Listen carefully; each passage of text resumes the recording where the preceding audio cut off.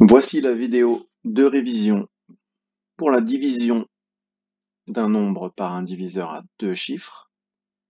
On va prendre le calcul 853 divisé par 32.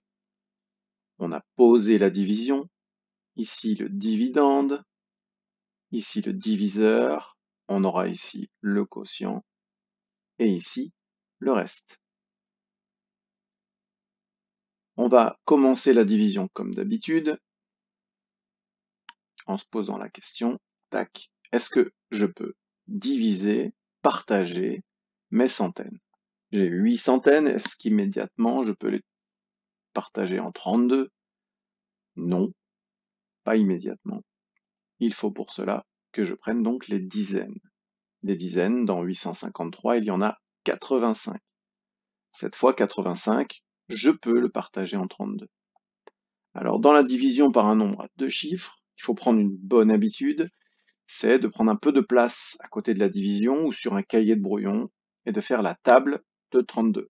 On n'a pas appris la table de 32, on ne connaît les tables que jusqu'à 10, donc on peut la poser. Quand c'est simple, comme ici, on peut le faire de tête, 32 fois 2, ça fait 64, 32 fois 3, 96, c'est possible. Si on arrive à quelque chose de compliqué, il n'est jamais interdit de prendre la calculatrice ou de poser les multiplications si on n'a pas le choix. On continue la table, 32 fois 4, 128, fois 5, 160, fois 6, 192, fois 7, 224, fois 8, 256, 32 fois 9, 288. Voilà, une fois que j'ai la table de 32, je suis prêt pour faire ma division. Donc la première question que je me pose, c'est 85 dans la table de 32. Et je vois que 32 fois 3 font 96, c'est trop grand, donc la seule possibilité, c'est 32 fois 2, 64. 32 fois 2, 64. Voilà, je commence la division. Je fais la soustraction ici, 85 moins 64, 5 moins 4, ça fait 1, 8 moins 6, ça fait 2, soustraction très simple, il me reste 21. Et vous voyez, j'ai mis une petite flèche ici.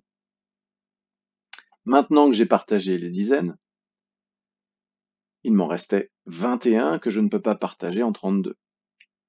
Donc, je vais partager mes unités maintenant, en regroupant tout ce qui me reste, les unités, et ce qui me reste ici. C'est pour ça que je descends le 3, clac, je le mets ici, et je m'occupe de 213. 213 unités. Dans la table de 32, je cherche ce qui est le plus près de 213, hop, ça va être ici. 32 fois 7 font 224, ça dépasse, donc je prends 32 fois 6. 6 fois 32, ça fait 192, et je vais donc 6 fois 32, 192, je fais ma soustraction, 213 moins 192, 3 moins 2,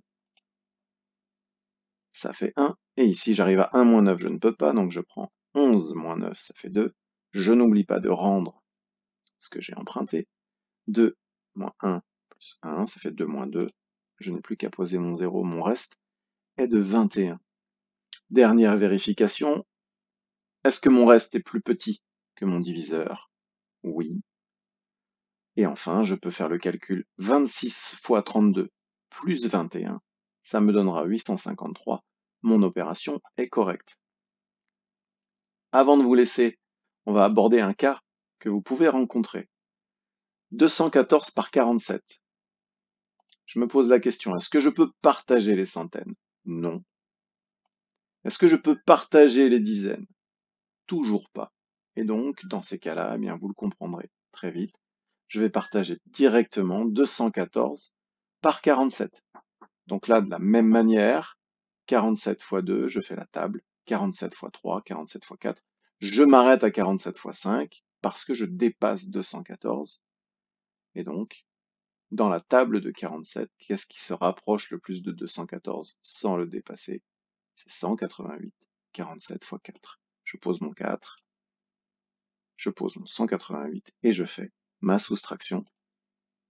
4 moins 8, ce n'est pas possible, donc évidemment, dans ma tête, je mets 14 moins 8, ça fait 6. Je n'oublie pas de rendre ici plus 1, donc ça fait 1 moins 9, pas possible. 11 moins 9, ça fait 2.